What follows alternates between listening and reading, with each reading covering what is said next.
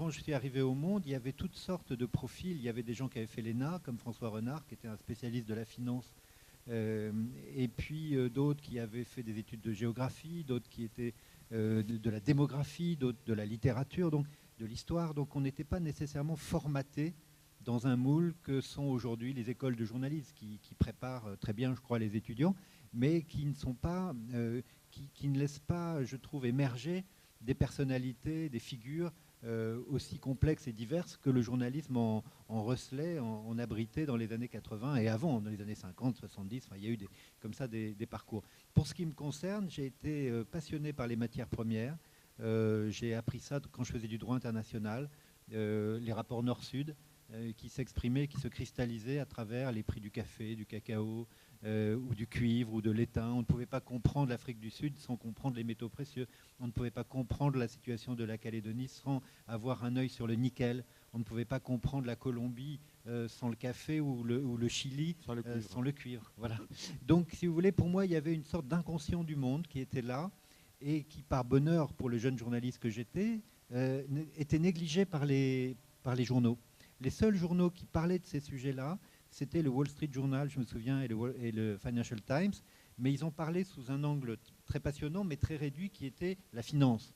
Et moi, je trouvais qu'il y avait là une sorte de comédie humaine incroyable, parce qu'il y avait des mines, il y avait des plantations, mais aussi il y avait de la politique, il y avait de la géopolitique.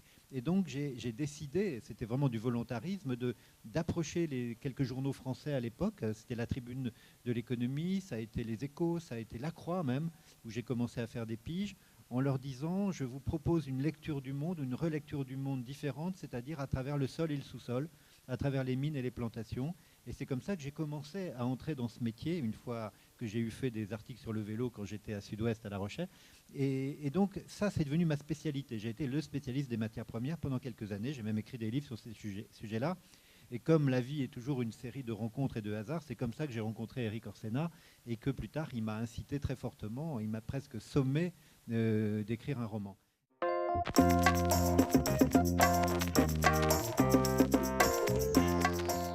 Le Temps, c'était la grande affaire. D'ailleurs, avant Le Monde, le journal qui l'a remplacé s'appelait Le Temps.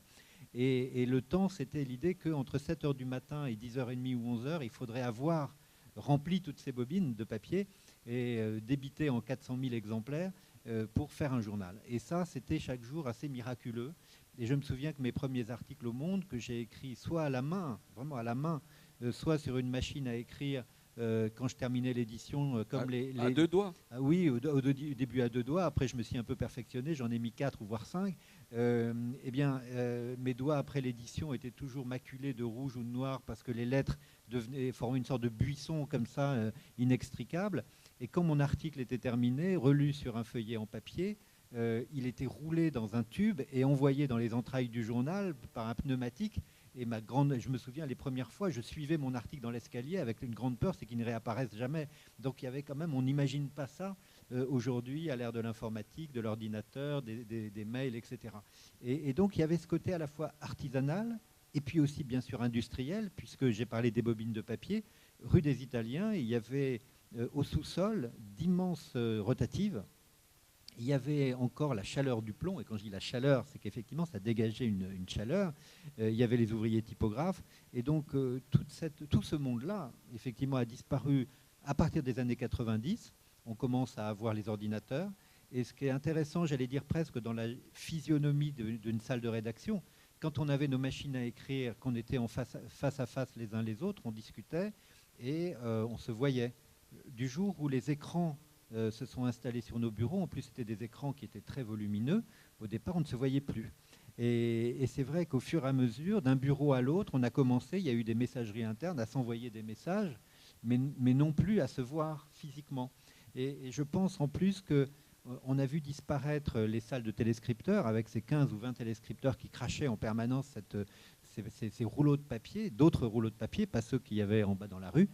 Et là aussi, il y avait une matérialisation de l'information et une sorte aussi de monopole. C'est-à-dire que les journalistes, quand ils étaient dans un journal, avaient accès à l'information. Et quand l'informatique est arrivée, eh bien, ces téléscripteurs ont disparu et on a eu en ligne sur nos ordinateurs le fil de l'AFP, le fil de Reuters, le fil de TASS.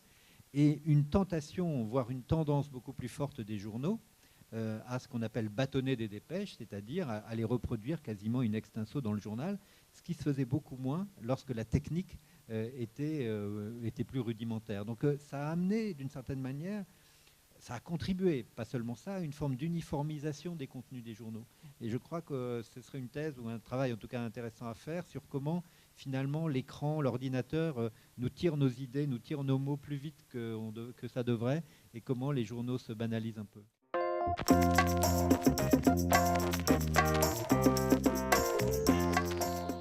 Mais il est vrai que le journal Le Monde, en mai 81, dirigé par Jacques Fauvet, a fait un éditorial qui incitait assez clairement les lecteurs du Monde à choisir le bulletin François Mitterrand.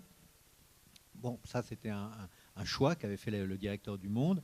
Moi j'ai toujours pensé que, et quand j'étais directeur du Monde et qu'il y a eu des grandes élections, je n'ai jamais incité les lecteurs à voter pour un candidat désigné. Je trouvais que ce n'était pas le rôle d'un journal, même en tout cas d'un journal comme Le Monde. Mais ce qui est vrai, c'est qu'entre mai 81 et le printemps 83, quasiment 2 ans, Le Monde va perdre 100 000 lecteurs. Sa diffusion passe de 435 000 à 330 000. Qu'est-ce qui se passe? Il se passe que pendant plus d'1 an et demi, jusqu'au plan de rigueur, en gros, de 83, au virage, Le Monde s'aligne complètement sur le gouvernement socialiste.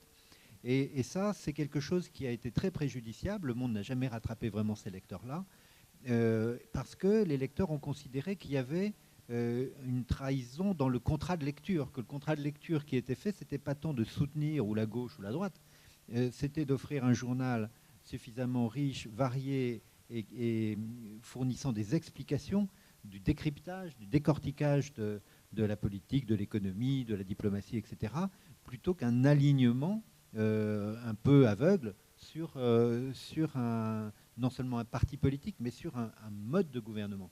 Et de la même manière, ça s'est produit de façon moins nette, mais en 95, quand Le Monde soutient Balladur, c'est quelque chose qui n'a pas été favorable.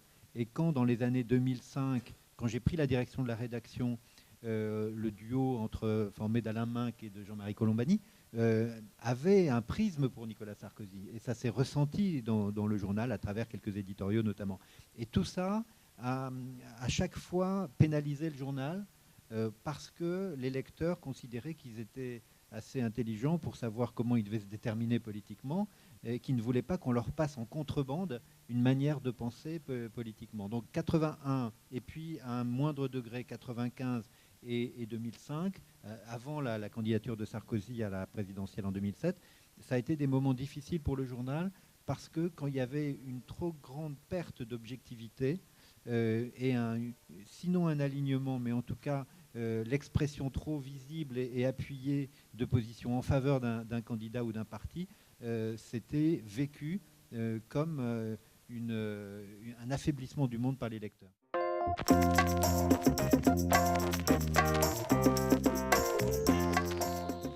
Je crois que je disais tout à l'heure qu'entre 81 et 83, Le Monde perd 100 000 lecteurs. Et puis commencent ce qu'on a appelé les affaires du mitterrandisme, hein, c'est-à-dire le Rainbow Warrior, les écoutes de l'Élysée, l'affaire Triangle, les Irlandais de Vincennes, enfin un certain nombre d'affaires qui sont soulevées par un journaliste qui était Edoui Plenel. À l'époque, il n'était pas directeur de la rédaction. Et il faut dire que ces affaires ont fortement relancé les ventes du Monde. Ça a été parce que tout d'un coup, Le Monde a joué un rôle qui était, je pense, important, de transparence et de révélation d'un certain nombre d'informations qu'il était utile de connaître dans les affaires de l'État et qui ont plu aux lecteurs. Mais l'investigation, après, on l'a mise à toutes les sauces. Et je crois que si je suis très admiratif de ces enquêtes-là que je viens de citer, parce qu'elles ont permis au Monde de montrer qu'il était un journal offensif, justement qu'il n'était pas béni oui-oui par rapport au pouvoir et qu'il était capable de révéler des informations, par exemple le Rainbow Warrior, quand même, que l'État français aille faire sauter un bateau de Greenpeace, qu'un photographe meure au passage, que les services soient employés pour faire cela. C'était quand même quelque chose qu'on n'aurait pas su Mais Si le monde... en même temps, je mets un bémol, il y a eu aussi une affaire qui, à mon avis, était très grave parce qu'on a mis quand même sur la place publique l'honneur de quelqu'un, c'est l'affaire Dominique Baudis, Alors, par exemple. Voilà. là, j'allais y venir. Oui. Là, je vous parlais d'une investigation qui avait été faite avec un vrai travail d'enquêteur, de journaliste. Et puis l'autre, j'allais dire l'extrême, ça a été lorsque le Monde, effectivement, s'est mis à pratiquer un journalisme de dénigrement ou de chasse à l'homme, un peu. Moi, j'ai compté, quand j'ai refait la formule du Monde en 2005, 57 manchettes sur Roland Dumas. Ça ne voulait pas dire qu'il ne méritait pas qu'on critique ses agissements dans l'affaire Elf, mais là, il y avait une sorte d'acharnement sur lui. Je me souviens de manchettes, la faute de Dominique Strauss-Kahn. Alors à l'époque, évidemment, ça peut paraître anachronique aujourd'hui, mais ce n'était pas du tout ce qui s'est passé ces derniers mois, mais c'était sur une affaire de l'AMNEF, d'ailleurs, dans laquelle il a été blanchi. Et Le Monde l'avait mis au pilori, comme ça, sans autre forme de procès. Jacques Toubon a été condamné par Le Monde, j'allais dire, pour un certain nombre de faits qui ont été ensuite démentis, etc. Et puis, il y a eu en effet cette affaire Baudis, qui était, j'allais dire, l'intime conviction du Monde que Baudis était coupable dans une affaire terrible avec l'affaire Allègre, avec des meurtres de prostituées à Toulouse, etc. Et là, effectivement, Le Monde était allé beaucoup trop loin dans ce journalisme très agressif qui avait comme objet, d'une certaine manière, de déstabiliser des politiques, de déstabiliser des chefs d'entreprise. Et ça, les lecteurs nous l'ont fait payer aussi. Et donc ça, effectivement, moi, je l'ai contesté. Je me suis exprimé plusieurs fois sur ce sujet. J'ai contesté cette forme de journalisme. Et j'ai considéré d'une certaine manière que lorsque le livre de Péan et Cohen est paru, La face cachée du monde, même s'il n'était pas toujours vrai factuellement, il avait attrapé, capté un malaise du monde qui était effectivement d'un journal qui, de contre-pouvoir, s'était érigé en pouvoir. Et quand on devient un acteur du pouvoir, eh bien, on est aussi susceptible d'entrer dans certaines dérives qui nous pénalisent. Et enfin, pardon, pour répondre aussi plus complètement à votre question, c'est vrai que moi, quand j'ai dirigé Le Monde, j'ai toujours contesté le travail des journalistes qui consistait à faire des articles seulement sur des PV d'audience qui évidemment étaient fournis par une des deux parties dans un procès, en général par l'avocat d'une partie, parce qu'un PV devant un juge d'instruction, c'est pas la vérité. On s'est fait manipuler. C'est ce que dit quelqu'un avec tous les intérêts qu'il peut avoir. Donc pour moi, le journaliste de PV est un journaliste qui est une amorce de vérité, mais s'il n'est pas corroboré par une véritable enquête en profondeur, eh bien ça n'a aucune valeur. Et ça, je me suis toujours élevé contre.